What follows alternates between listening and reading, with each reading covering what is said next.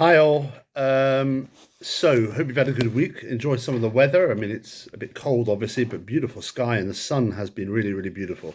This week is Parashat Beshalach, where the Jewish people have come out of Egypt and then crossed the Reed Sea, the Yam Suf, on their way to receiving the Torah at Mount Sinai. The Torah receiving the revelation of God at Sinai is next week's portion, Yitro.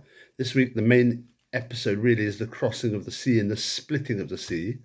But at the end, on the way to getting the Torah, we are also come across the nation of Amalek, a nation that wants to destroy us in a way, to destroy us, to defeat us before we receive the Torah, which is part of our destiny, almost getting in the way of our destiny as a nation that will bring morality to the world.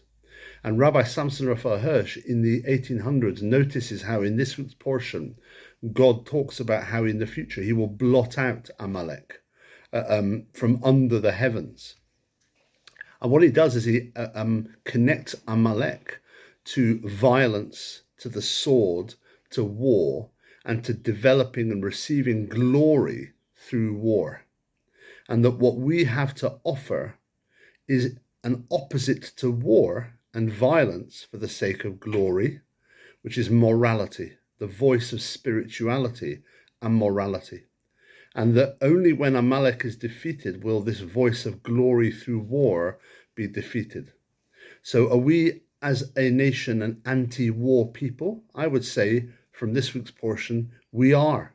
That doesn't mean that war never has a purpose when it comes to defending oneself and defending values and morality. It does. I remember learning in a master's I did recently in conflict resolution in divided society about a German political and military thinker called Karl von Clausewitz.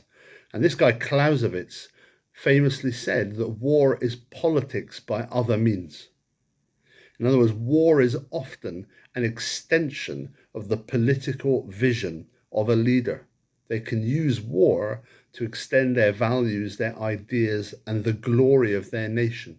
And we've seen that time and time again, and we still see it today as well. I just recently read a book about the development of narratives in Russia, where you can see there through what Putin is doing in Russia that war or militarism is a way of extending his values of the new glory of Russia. So we are about spirituality and values, and we are not about war for the sake of glory. And I think that's something really important to be said. I'm not sure we're pacifists, because sometimes war is needed to defend value. But what we do is certainly look for a world without war, where it's ethics, where it's morals, where it's values that take the center stage, and peace is created through them. You might think that's utopian, but it's what we can hold on to as a Jewish people and learn from this week's portion. Have a great Shabbat.